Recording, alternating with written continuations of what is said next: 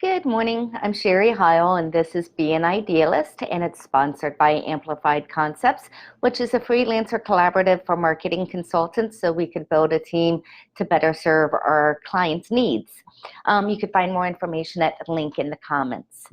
Today, I want to talk about anxiety, specifically how when we start thinking we want to make a change, we want to start creating our ideal life, we start thinking through what that looks like, and we're ready to go, and then all of a sudden we get paralyzed or we get slowed down by anxiety. It's like that monster that just holds us down, or that noise in our head that keeps telling us all the what ifs and all the judgments and all the scary things of what if it goes wrong, what if I make a mistake, how much risk do I have to endure to create this life that I'm trying to create? What will other people think about me? What if they don't give me what I need?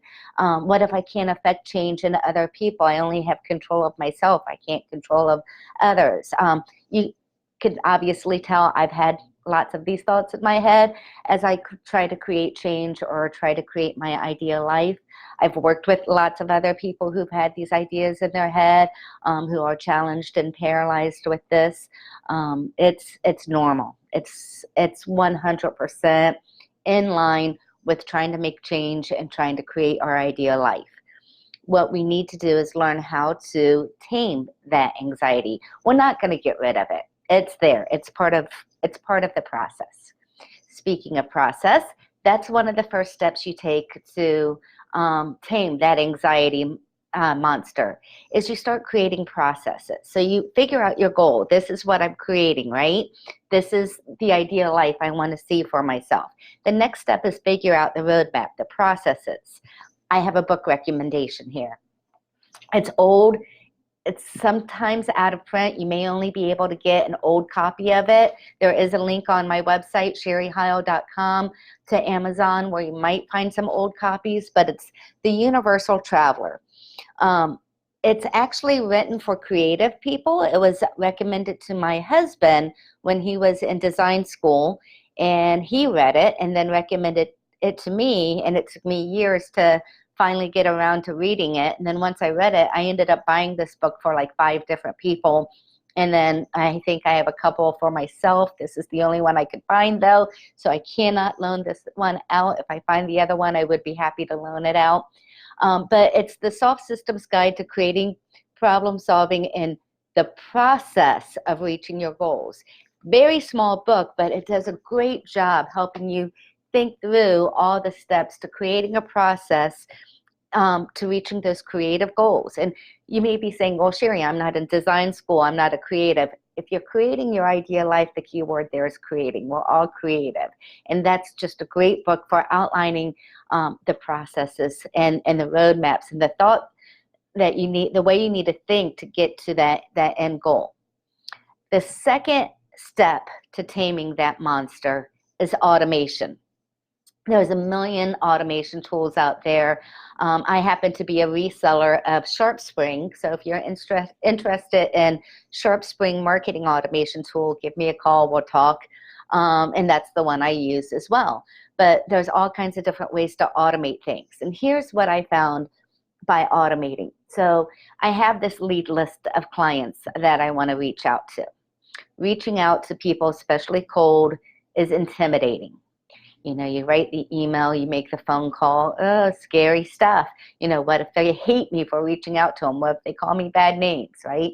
I can't worry about that. You're trying to reach out to people to help them create their ideal world. And if they reject you, they're a loss. But knowing that doesn't help tame the anxiety monster as much. You still have to do that cold outreach.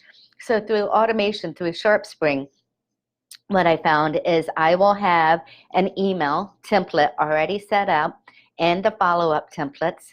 And, all I do is drag the person into the automation workflow, and the emails automatically go out, as well as the scheduling of tasks for me to make follow-up calls, and so on and so forth.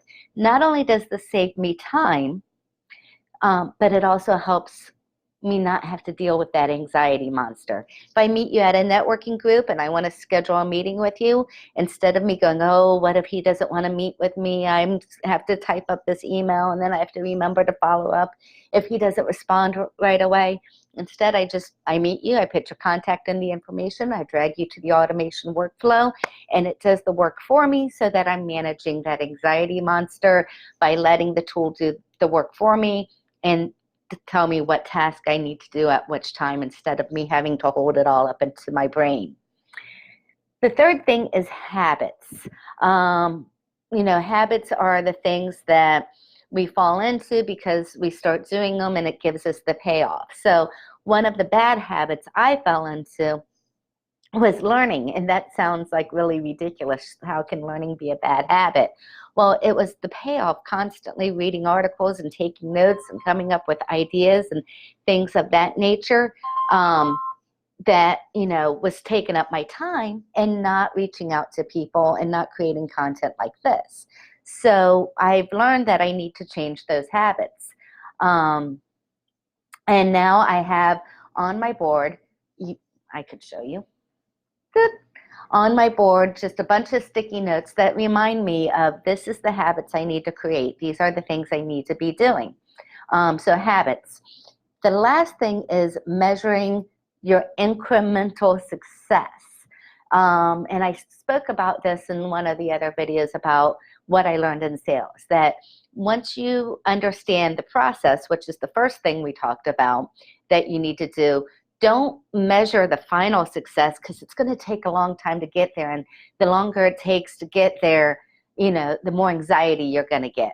So you want to measure incremental success. So within each process, have some sort of metric. Like if I reach out to 50 people this month, it's a success. I know that, I'm going to get to that sale. If I have a meeting with 20 people, then I know I'm going to get that sale.